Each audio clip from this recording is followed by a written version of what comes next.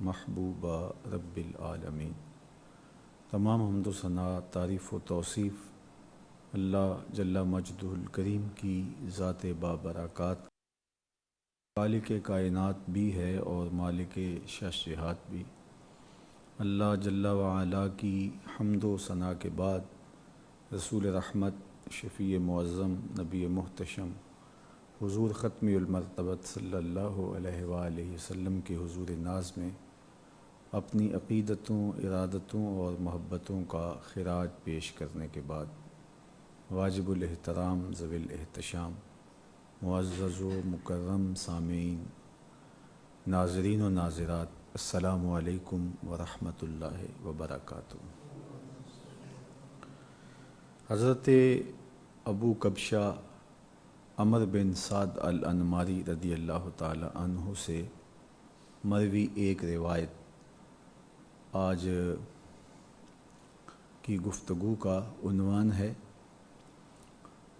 حضور نبی رحمت صلی اللہ علیہ وآلہ وسلم سے یہ حدیث پاک انہوں نے سماعت کی اور امت کے فائدے کے لیے آگے روایت کی۔ اللہ ان اصحاب پر کروڑوں رحمتیں نازل کرے جنہوں نے حضور علیہ السلام سے دین لے کر کے بعد والوں کے لیے آگے منتقل کیا۔ حضرت ابو کبشہ عمر بن سعد الانماری رضی اللہ تعالیٰ عنہ فرماتے ہیں کہ میں نے حضور علیہ السلام سے سنا، یقول، حضور فرماتے تھے، ثلاثۃ اقسم علیہن، تین قسم کے لوگ ایسے ہیں کہ جن پر میں قسم کرتا ہوں۔ ثلاثۃ، تین چیزیں ایسی ہیں، اقسم علیہن، جن پر میں قسم اٹھاتا ہوں۔ ویسے تو حضور کا فرما دینا ہی کافی ہے اور حضور کا کہہ دینا کسی بات پر یہ حجت تامہ ہے، لیکن بعض اوقات کسی امر کو اس کی اہمیت کے پیش نظر تاکید کے ساتھ بیان کیا جاتا ہے، کبھی حرف تحقیق کے ساتھ موقت کیا جاتا ہے اور کبھی قسم کے ساتھ کسی کو موقت کیا جاتا ہے۔ تو حضور علیہ السلام نے یہاں قسم کے ساتھ ان تین امور کو موقت کیا تاکہ ہمیں ان کی اہمیت اجاگر ہو کہ یہ کتنی اہم چیزیں ہیں، اور اپنے عمل کی درستگی اور اپنی کوتاہیوں اور خرابیوں کو دور کرنے کی راہیں اس سے ہم تلاش کر سکیں۔ اگر کسی شخص کا ان تین چیزوں پہ عمل موجود ہے، اس کی طبع میں یہ چیزیں پہلے ہی ہیں، تو اسے شکرانہ ادا کرنا چاہیے، اور اگر وہ محسوس کرتا ہے کہ حضور نے جن چیزوں پہ قسم کی ہے وہ تو اور چیزیں ہیں اور جو میرا مزاج ہے اس سے ہٹ کے ہے، تو اس کو اپنا مزاج حضور کی دی ہوئی تعلیمات کے مطابق ڈھالنا چاہیے۔ اب وہ تین چیزیں کون سی ہیں جن پر میرے اور آپ کے آقا و مولا نے قسم کی، اور قسم کر کے حضور نے ہمیں ارشاد فرمایا تاکہ ہم اچھی طرح سے اس کو ذہن نشین کر لیں اور اپنے عمل کا حصہ بنا لیں۔ تو سنیے حضور نے کیا ارشاد فرمایا۔ سب سے پہلی چیز جس پر حضور نے قسم کی، پہلے تو فرمایا کہ ثلاثۃ اقسم علیہن، تین چیزیں ایسی ہیں کہ جن پر میں قسم اٹھاتا ہوں، وَأُحَدِّثُكُمْ حَدِيثًا فَاحْفَظُوهُ، اور میں تمہیں اس کے علاوہ بھی کچھ چیزیں بتاتا ہوں، ان کو بھی یاد کر لو۔ تو کل 7 چیزیں اس حدیث میں ذکر کی گئی ہیں، ان میں سے پہلی 3 چیزوں پر حضور نے قسم کی ہیں۔ اب وہ پہلی 3 چیزیں کون سی ہیں؟ تو آقا کریم نے فرمایا، ما نقص مال عبد من صدقہ، پہلی چیز یہ ہے کہ صدقے سے مال کم نہیں ہوتا۔ اس بات پر میں قسم اٹھاتا ہوں، چونکہ ہمارا حساب کتاب یہی کہتا ہے کہ اگر 100 سے 2.5 روپے نکال دیے گئے تو باقی 97.5 رہ جائیں گے۔ ہمارا کیلکولیٹر بھی یہی حساب دیتا ہے، ہمارا اکاؤنٹنٹ بھی ہمیں یہی بتاتا ہے، ہم نے جو حساب کتاب پڑھا ہے اس میں بھی یہی آتا ہے کہ جناب اتنے پیسے کم ہو جائیں تو اتنے منہا ہونے کے بعد باقی اتنے رہیں گے۔ تو میرے حضور نے فرمایا، میں قسم اٹھا کے کہتا ہوں کہ صدقے سے مال کم نہیں ہوتا، بلکہ اللہ صدقے سے مال کو بڑھا دیتا ہے۔ صدقہ دینے والا، منفق، راہ خدا میں خرچ کر دینے والا، وہ اس کے بدلے میں اللہ کی رضا بھی پاتا ہے اور مال میں برکت بھی پاتا ہے۔ راہ خدا میں بانٹتے رہیں گے تو اللہ عطا کرتا رہے گا۔ آپ بہت سارے لوگ دیہاتوں سے تعلق رکھتے ہیں تو آپ جانتے ہیں کہ اگر بھینس کا دودھ دھو لیں تو پھر شام کو نیا دودھ اتر آتا ہے، اور اگر آپ اس کا دودھ نہیں دھوئیں یا وہ اس طرح کی اڑیل ہو کہ وہ دودھ دھونے نہ دے تو 2-4 مرتبہ اس طرح ہوگا، پھر دودھ خشک ہو جائے گا۔ تو جو بھینس دودھ دیتی رہتی ہے اس کو مزید دودھ نصیب ہوتا رہتا ہے، اس کی چھاتی میں دودھ اترتا رہتا ہے، لیکن جب وہ دودھ دینا چھوڑ دیتی ہے یا اس سے دودھ لینا آپ ترک کر دیں گے تو پھر دودھ خشک ہو جائے گا۔ راہ خدا میں بانٹتے رہیں گے تو اللہ عطا کرتا رہے گا، اور اگر دینا چھوڑ دیں گے تو پھر بخل کی وجہ سے سمٹ جائے گا، کچھ بھی باقی نہیں بچے گا۔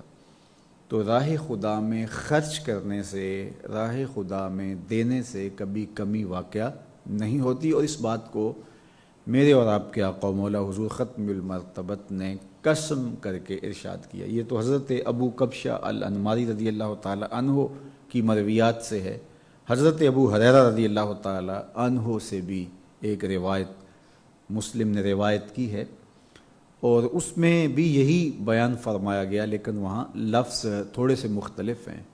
حضرت ابو ہریرہ رضی اللہ تعالیٰ عنہ فرماتے ہیں کہ رسول کریم صلی اللہ علیہ وآلہ وسلم نے ارشاد فرمایا، ما نقصت صدقۃ من مال، کہ صدقہ مال کو کم نہیں کرتا، صدقے سے مال کم نہیں پڑتا۔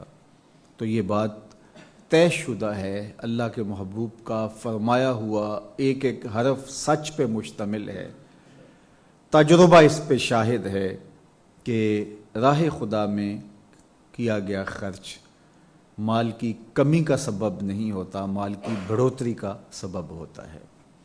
وہ لوگ جو مال خرچ کرتے رہتے ہیں ان کا مال بڑھتا رہتا ہے، اور جو بخل سے کام لیتے ہیں ایک دن وہ کنگال ہو جاتے ہیں۔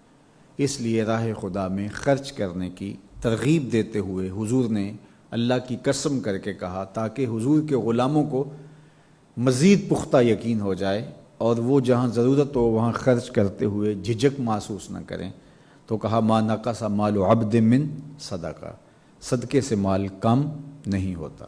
دوسری بات جس پہ حضور نے قسم کی وہ یہ تھی کہ ولا ظلم عبد مظلمۃ صبر علیہا الا زادہ اللہ عزا، جب کسی شخص پر ظلم کیا جائے تو اس مظلوم کو جس پر ظلم کیا گیا اس ظلم کی وجہ سے صبر کی اگر توفیق نصیب ہو گئی اور اس نے اس پہ صبر کیا تو اللہ کے محبوب فرماتے ہیں کہ میں قسم اٹھا کے کہتا ہوں کہ اس کی عزت زیادہ ہوگی، اس کی عزت میں کمی نہیں آئے گی اگر اس نے صبر کیا، حوصلے کے ساتھ اس مشکل وقت سے گزر گیا اور حالات کی تلخیوں کا اس نے استقامت اور صبر کے ساتھ مقابلہ کیا۔ ظلم کے مقابلے میں اس نے بھی ظالمانہ روش اختیار نہیں کی بلکہ اس نے صبر کے دامن کو تھامے رکھا، تو میرے اور آپ کے آقا و مولا ارشاد فرماتے ہیں کہ یہ طے بات ہے کہ اس کی عزت کم نہیں ہوگی بلکہ اللہ تعالیٰ اس کی عزت میں اور اضافہ کر دے گا۔ تیسری بات جو میرے اور آپ کے آقا و مولا نے ارشاد فرمائی وہ یہ کہ ولا فتح عبد باب مسألۃ الا فتح اللہ علیہ باب فقر، جب کوئی شخص سوال کا دروازہ کھول دیتا ہے، مانگنے لگ جاتا ہے، تو حضور فرماتے ہیں یہ بات بھی میں قسم کر کے کہتا ہوں کہ اللہ اس کے لیے محتاجی کا دروازہ کھول دیتا ہے۔ مانگنے سے کبھی بھی آپ کی ضروریات پوری نہیں ہوتی، اور حتی المقدور کوشش کرنی چاہیے۔ رزق کمانے کے لیے آپ محنت کریں، کوشش کریں، مزدوری کریں، کاروبار کریں، زراعت کریں، کھیتی باڑی کریں، کوئی اور کام کر لیں، مانگنے کی نوبت نہ آئے۔ حالت مخمصہ میں جب آپ بہت مجبور ہو جاتے ہیں تو اس وقت رخصت دی گئی ہے، اور وہ بھی اس قدر کے جس سے آپ کی ضرورت پیدا ہو جائے۔ بعض اوقات ایسا ہوتا ہے کہ بندہ کسی مخمصے کی حالت میں ہوتا ہے، مجبوری کی حالت میں ہوتا ہے، تو اس وقت وہ اپنی ضرورت کی تکمیل کے لیے کوئی سوال کر لیتا ہے، اس کی ضرورت پوری بھی ہو جاتی ہے، اور یہ شرعاً اس کے لیے جائز بھی تھا۔ لیکن بعد میں اس کا نفس اس کو اس طرف راغب ہی کر دیتا ہے کہ یہ تو آسان کام ہے، میں محنت کروں، میں کوشش کروں تو یہ تو بہت مشکل امر ہوگا، تو وہ پھر اس راستے پہ چل ہی نکلتا ہے، اور پھر وہ ساری زندگی اسی راہ پہ ہی گامزن رہتا ہے۔ ابتداءً وہ ضرورت کے لیے اس راستے پہ آیا تھا، لیکن ضرورت سے پھر اس کی عادت بن گئی۔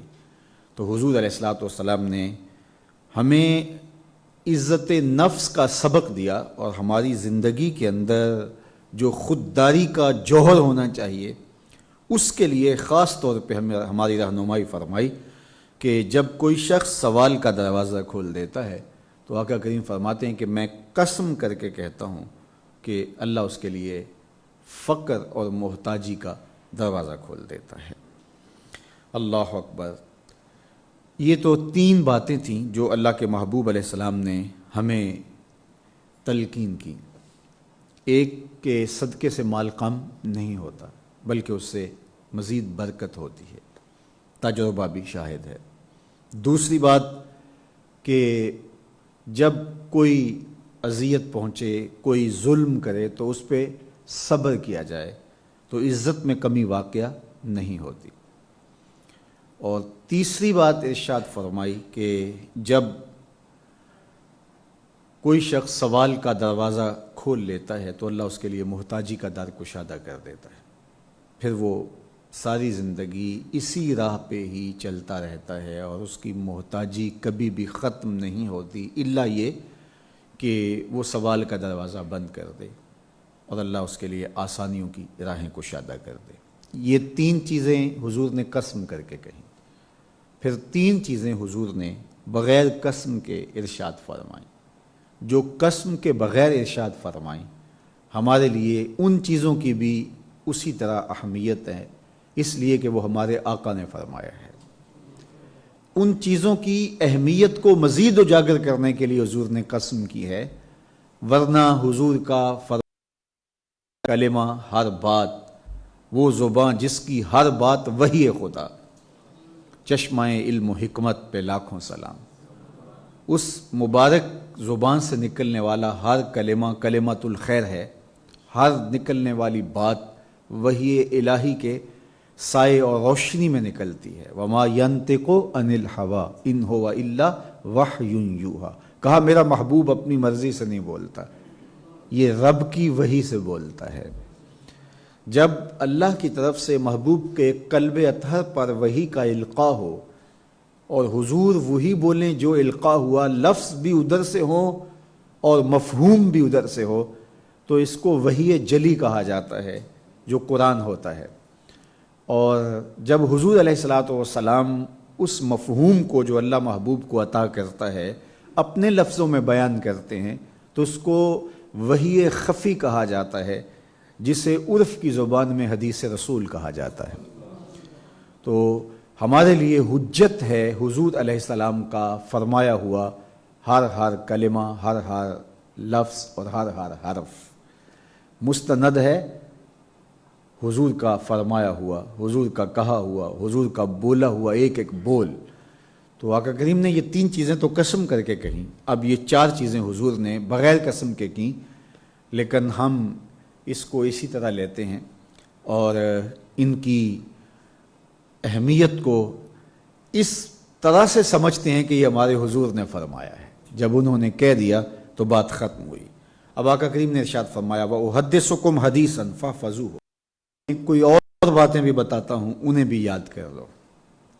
اور وہ کیا ارشاد فرمایا؟ قَالَ إِنَّمَا الدُّنْيَا لِأَرْبَعَةِ نَفَرٍ، دنیا 4 لوگوں کے لیے، یعنی دنیا میں 4 طرح کے لوگ پائے جاتے ہیں. یہ پوری کائنات کا خلاصہ حضور نے بیان کیا. پہلے تو ہم نے یہ دیکھنا ہے کہ وہ جو 3 چیزیں حضور نے ارشاد فرمائی تو وہ ہمارے اندر کہاں تک موجود ہیں. اب ان 4 قسم کے لوگوں میں سے ہم ایک قسم ضرور ہیں، اور ہم نے دیکھنا ہے کہ ہم ان میں سے کس قسم میں شمار ہو رہے ہیں اور ہم کہاں کھڑے ہیں. یہ ایک آئینہ ہے جس میں ہم اپنا عکس دیکھ سکتے ہیں. تو اپنے آپ پر خلوص نیت کے ساتھ غور کیجئے کہ ہم کھڑے کہاں ہیں، اور اگر ایسی جگہ پہ کھڑے ہیں جہاں تحسین کی گئی ہے تو پھر اللہ کا شکر دل ہی دل میں ادا کیجئے، اور اگر ایسی جگہ پہ کھڑے ہیں جہاں کھڑا ہونا باعث ملامت ہے تو پھر توبہ کر کے اس جگہ پہ آ جائیے جہاں تمہارے رسول دیکھنا چاہتے ہیں. اب حضور نے فرمایا کہ دنیا میں 4 طرح کے لوگ پائے جاتے ہیں. سب سے پہلے عبد رزقہ اللہ مالا و علما، پہلا شخص وہ جس کو اللہ نے مال بھی عطا کیا، سمجھ بوجھ بھی عطا کی، علم بھی عطا کیا. فہو یتقی فیہ ربہ، اور وہ اس معاملے میں اللہ سے بہت ڈرتا ہے، پرہیزگار ہے. مال تو دیا گیا ہے اس کو، لیکن وہ آوارگی میں زندگی بسر کرنے کا قائل نہیں ہے. اسے پتہ ہے کہ مال کا حساب بھی ہونا ہے. گزشتہ روز میں نے آپ کے سامنے حضور کا ایک فرمان رکھا تھا کہ آقا کریم نے ارشاد فرمایا لا تزول قدم عبد یوم القیامہ حتی یسأل عن 4، قیامت کے دن اللہ موقف حساب سے بندے کے قدم ہٹنے نہیں دے گا جب تک اس سے 4 سوال نہیں پوچھ لے گا. ان میں سے ایک سوال مال کے بارے میں ہے کہ من این اکتسبہ، کہ مال کمایا کہاں سے اور خرچ کہاں کیا، وماذا انفقہ، اور اس کو خرچ کہاں کیا. تو مال کے بارے میں 2 سوال ہیں، مال کمایا کیسے اور مال خرچ کہاں کیا. تو اسے پتہ ہے کہ مال ایک بہت بڑی آزمائش ہے، اس کو فتنہ کہا گیا، مال کو بھی اور اولاد کو بھی. تو یہ فتنہ کیا ہے؟ آزمائش ہے، گہرا ڈاڈا سخت امتحان ہے. تو کہا کہ ایک تو بندہ وہ ہے جس کو مال دیا گیا اور اس کو سمجھ بوجھ بھی عطا کی گئی، اس کو شعور، فہم، ادراک، علم بھی دیا گیا، اور اس کی حالت کیا ہے؟ فرمایا کہ وہ ڈرتا ہے اللہ سے. فَهُوَ يَتَّقِي فِيهِ رَبَّهُ، وہ اپنے رب سے ڈرتا ہے. اس مال کے معاملات کیا ہیں، اس کی پوچھ گچھ کیا ہوگی، اس کو کیسے خرچ کرنا ہے، تو وہ پونک پونک کے قدم رکھتا ہے.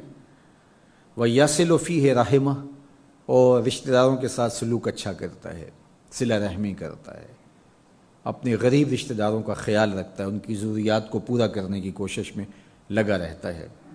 وَيَعْلَمُ لِلَّهِ فِيهِ حَقًّا، اور مال میں جو اللہ کا حق ہے اس کو جانتا ہے کہ میں نے زکوٰۃ بھی ادا کرنی ہے، اگر زرعی زمین ہے تو اس کا عشر بھی میں نے دینا ہے، ضرورت مند کو اس کی ضرورت کے وقت میرے پاس اگر مال ہے تو میں نے اس کو بھی پورا کرنا ہے، سائل کو بھی دینا ہے، محروم کو بھی دینا ہے، صدقہ فطر بھی دینا، اس کو اس کے حق کا بھی پورا پتہ، اس میں کوتاہی نہیں کرتا.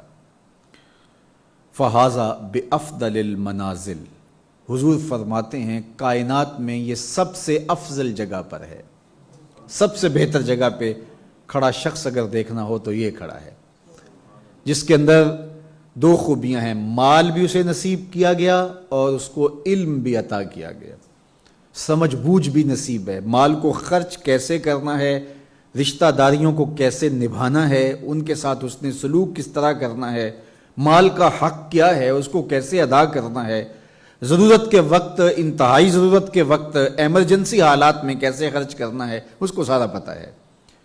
تو وہ آوارگی سے زندگی بسر نہیں کرتا، مال کی وجہ سے تکبر پیدا نہیں ہو گیا، بخل نہیں آیا اس کے اندر، بلکہ وہ اللہ سے ڈرنے والا ہے. وہ شکرانہ ادا کرتا ہے کہ مالک تیرا کرم کہ تو نے مجھے عطا کیا. چونکہ مال کا عطا کیا جانا یہ اللہ کا کرم کہ بہت زیادہ سمجھ بوجھ رکھنے والے، لیکن اس کے باوجود وہ کنگال کے کنگال رہتے ہیں. اور کتنے لوگ بہت شدید محنت کرنے والے، لیکن اس کے باوجود بھی وہ کنگال رہتے ہیں، اور کئیوں کو گھر بیٹھے ہی جو ہے وہ بہت کچھ میسر آ جاتا ہے. تو یہ اللہ کی تقسیم ہے، جس کو جتنا چاہے عطا کر دے. تو کہا کہ ایک تو شخص یہ ہے اور یہ بہترین شخص ہے.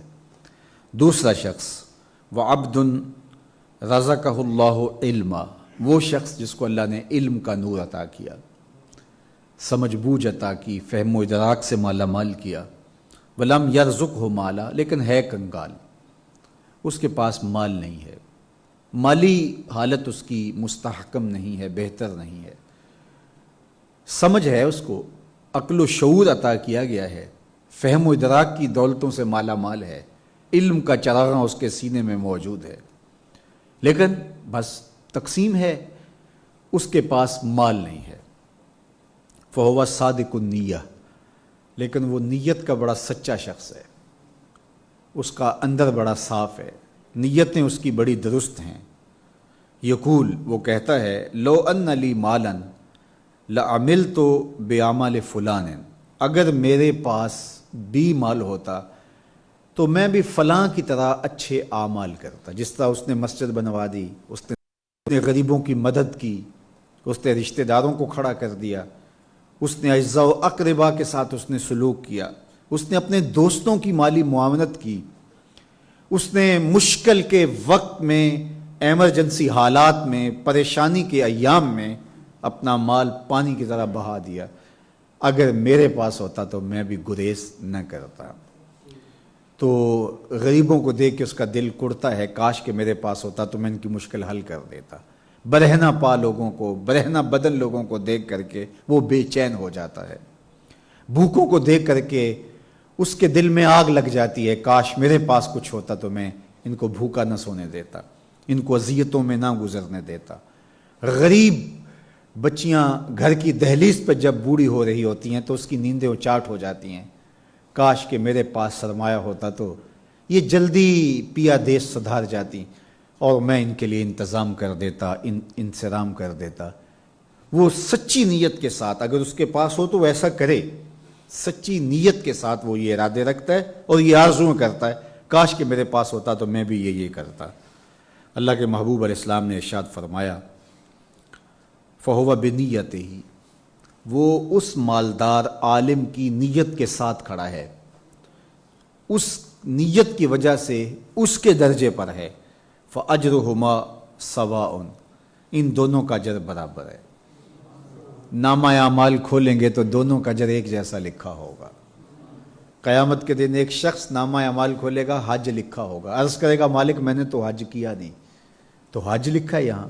فرمایا جائے گا کہ جب حاجیوں کے قافلے جاتے تھے تیرا دل تو تڑپتا تھا، ہم نے اس تڑپ کو دیکھ کے تیرے نامہ اعمال میں یہ لکھ دیا.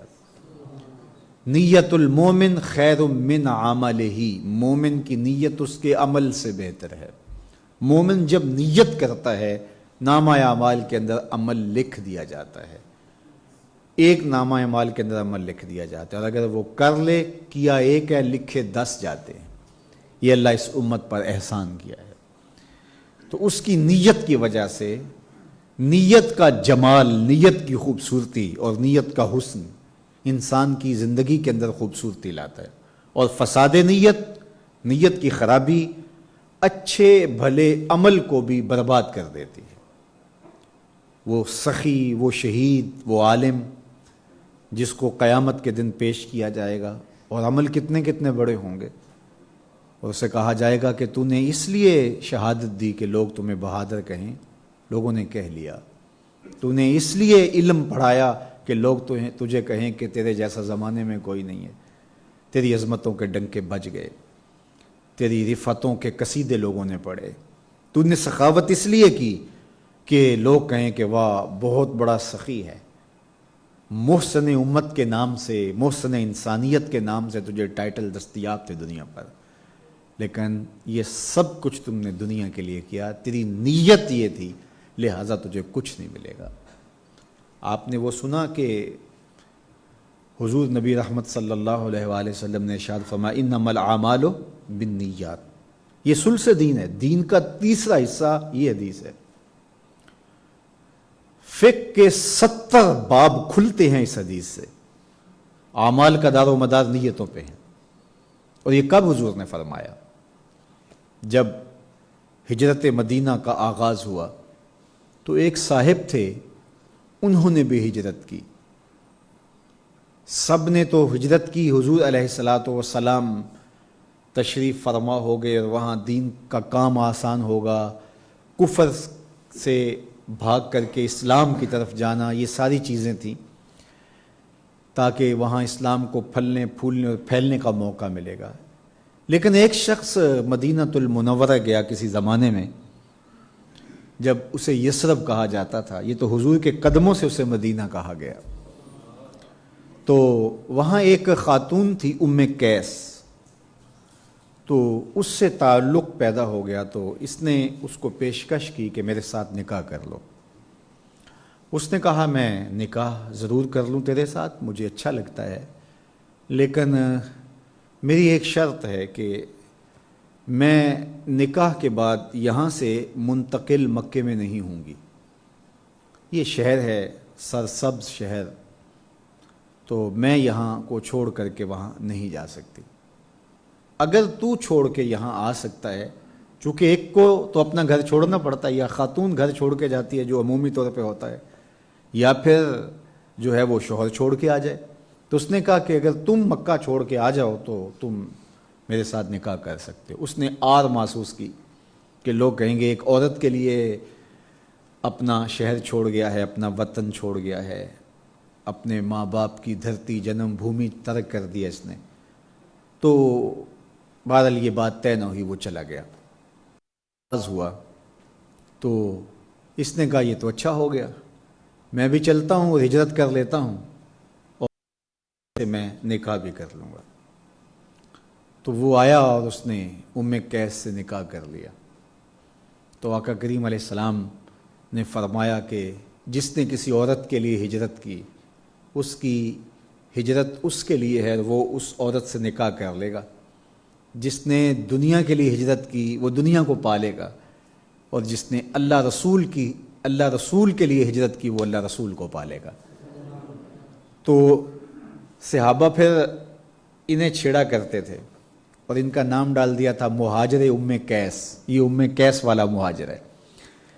تو اب جو نیت ہوگی عمل اس کے حساب سے مرتب ہوگا، تو ہجرت جیسا عمل بھی اگر نیت کا قبلہ ٹھیک نہیں ہے تو وہ بھی قابل قبول نہیں ہے۔ تو میں اور آپ دیکھیں کہ جب بھی ہم کوئی نیک عمل کریں تو اس سے قبل ہمیں اپنی نیت کا قبلہ بہر صورت ٹھیک کرنا چاہیے، اعمال کا دار و مدار نیتوں پر ہے۔ خیر یہ ایک الگ عنوان ہے، تو ضمن میں اتنی بات سمجھ لی ہم نے، اب آگے بڑھتے ہیں۔ یہ دوسرا شخص تھا، اب تیسرا شخص دیکھیے، وَعَبْدٌ رَزَقَهُ اللَّهُ مَالًا، ایک وہ شخص ہے کہ جس کو اللہ نے مال عطا کیا، وَلَمْ يَرْزُقْهُ علما، لیکن اس کو اللہ نے علم کا رزق نہیں دیا، علم کی دولت سے مالا مال نہیں، سمجھ سوجھ بوجھ فہم و ادراک اسے میسر نہیں ہے۔ فَهُوَ يَخْبِطُ فِي مَالِهِ بِغَيْرِ علم، علم نہ ہونے کی وجہ سے وہ بہت خرابیاں کرتا ہے، اپنے مال میں بہت اوپر نیچے کر جاتا ہے، اس لیے کہ اس کو علم میسر نہیں ہے، اس کو سمجھ سوجھ بوجھ فہم و ادراک ہی نہیں ہے، اس کے حق کیا ہیں یہ جانتا ہی نہیں ہے، تو اس جہالت کی وجہ سے وہ بہت خرابیاں کر جاتا ہے۔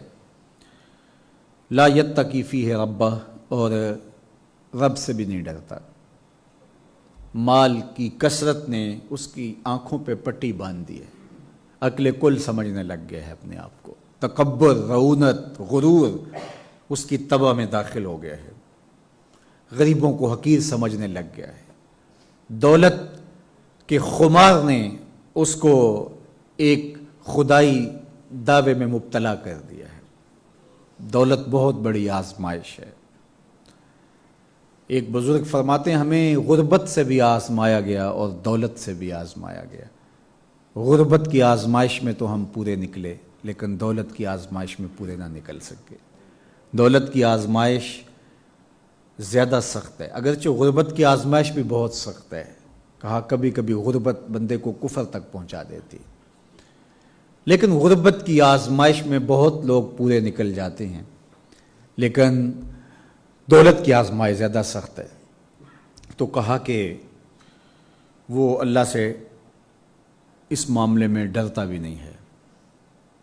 ولا یصل فیہ رحمہ، اور صلہ رحمی بھی نہیں کی اس نے، صلہ رحمی بھی ترک کر دی اس نے۔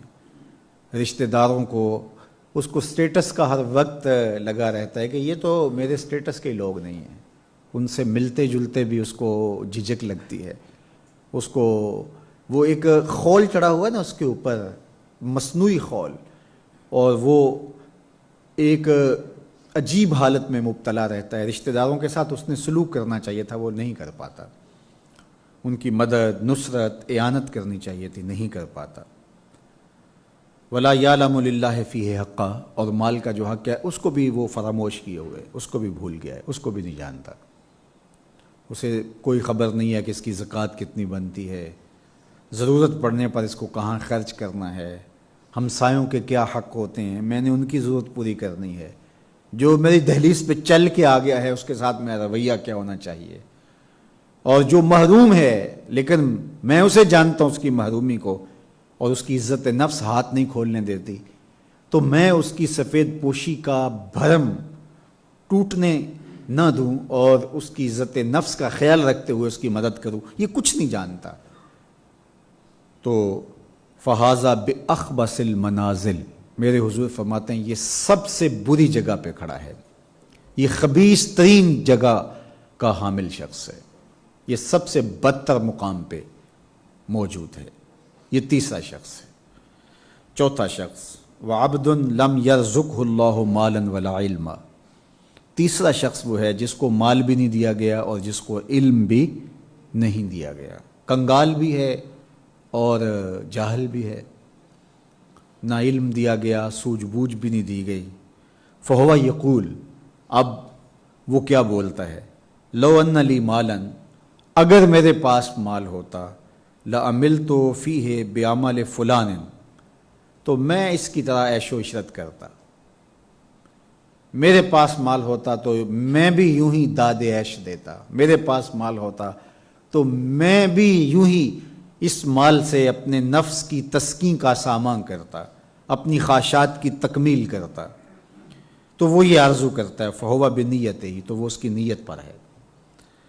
فوزرہما سواء، تو اللہ کے محبوب علیہ الصلوۃ والسلام فرماتے ہیں ان دونوں کا گناہ برابر ہے، یہ کل قیامت کے دن اسی کے ساتھ کھڑا ہوگا۔ تو یہ چار طرح کے لوگ اس دنیا پہ پائے جاتے ہیں۔ اب میں جملہ ناظرین ہم دیکھ سکتے ہیں کہ ہم کس درجے پہ ہیں۔ ہم کسی سے نہ پوچھیں، اپنے اندر سے پوچھیں اور پورے خلوص سے اپنے آپ کو ٹٹولیں کہ ہماری خواہشات کس طرح کی ہیں اور ہم ان میں سے کس مقام پہ کھڑے ہیں۔ اگر ہم پہلی جگہ پہ کھڑے ہیں تو مبارک ہے، دوسری جگہ پہ کھڑے ہیں تو پھر بھی مبارک ہے، لیکن اگر دوسری دو جگہیں ہیں تو پھر فوراً ہٹ جائیے ان جگہوں سے اور دوسری دو جگہوں پہ ضرور آ جائیے اور اللہ کے حضور دعا مانگیے کہ اللہ ہمیں رزق حلال، رزق وسیع، رزق سہل، رزق مبارک، رزق فراواں عطا کر دے، اور اس رزق کے حق کو پہچاننے کی اور اس رزق کو تیری راہ میں خرچ کرنے کی توفیقات نصیب کر دے۔ اچھے خواب دیکھیں کہ اللہ مجھے رزق دے تو میں یہ نیک کام کروں گا، یہ کام کروں گا۔ دیکھو خواب اچھے دیکھنے چاہیے، تکمیل کے رنگ اللہ بھرتا ہے۔ آپ کی آرزوئیں اچھی ہونی چاہیے کہ اللہ مجھے یہ دے تو میں یہ کروں گا، اللہ مجھے یہ دے تو میں یہ کروں گا۔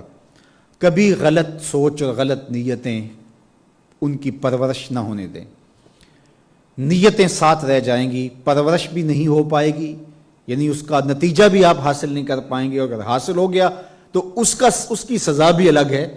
تو اس لیے ہمیشہ اپنے دل کو صاف رکھیں۔ جو لفظ بولا گیا فَهُوَ الصَّادِقُ النِّيَّةِ، وہ اچھی نیت کا، سچی نیتوں والا بندہ ہے، اور وہ ہمیشہ اسی طرح سوچتا ہے مجھے عطا کرے تو میں ایسے کروں۔ اور یہاں صرف مال ہی نہیں، آپ علم پڑھ رہے ہیں تو یہ سوچیں کہ اللہ مجھے اگر علم کی فراوانی عطا کرے گا تو میں معاشرے کی جہالت ختم کروں گا، اللہ مجھے جمال علم عطا کرے گا تو میں ظلمتیں مٹانے کی کوشش میں لگ جاؤں گا۔ اگر آپ اثر و رسوخ کی طرف بڑھ رہے ہیں تو آپ کہیں کہ مالک اگر مجھے اثر و رسوخ نصیب ہو جائے تو میں کمزوروں پہ ظلم نہیں ہونے دوں گا، میں ظالموں کے پنجے توڑ کے رکھ دوں گا، میں انصاف کے دورے کے لیے کوشاں رہوں گا اور خیر بانٹنے کے لیے ایک ایک لمحہ صرف کر دوں گا۔ آپ کو اللہ نے جو بھی دیا ہے، جو بھی آپ کی زندگی، یار آپ کے پاس کچھ بھی نہیں ہے، میرے حضور علیہ الصلوۃ والسلام نے ارشاد فرمایا کہ نیکی کو چھوٹا نہ جانو، لا تحتقرن من المعروف شیئا، نیکی سے کسی چیز کو بھی آپ فرمایا کہ ولو ان تلق اخاک بوجہ طلق، اپنے بھائی کو اگر تم خندہ پیشانی سے ملتے ہو تو یہ بھی نیکی ہے، اس کو چھوٹا نہ سمجھا۔ اور حضور علیہ السلام نے یہ ارشاد فرمایا کہ جو ہے وہ اللہ کی راہ کے اندر جو تم خرچ کر سکتے ہو اس کو کرو، اور اگر تم کچھ نہیں کر سکتے تو کلمہ خیر کہہ دو، اچھا کلمہ کہنا بھی صدقہ ہے۔ تو اچھا کلمہ کہہ کے لوگوں کے لیے آسانیوں کے راستے تلاش کرو، لوگوں کو خیر کی راہوں کی طرف لانے کی کوشش کرو۔ میرے اور آپ کے آقا و مولا حضور ختم المرتبت نے ایک موقع پہ فرمایا کہ خیر کی چابی بن جاؤ اور شر کا تالا بن جاؤ۔ یہ جوامع الکلم سے ہے۔ کتنی خوبصورت بات ہے کہ تمہارا وجود خیر کی چابی ہو، تمہاری وجہ سے خیر پھیلے، خیر کشادہ ہو، خیر کے در کھلے، اور شر کی چابی بن جاؤ، تم شر کے راستے میں رکاوٹ بن جاؤ، شر کا تالا بن جاؤ، شر کو بند کرنے کا تم ذریعہ بن جاؤ۔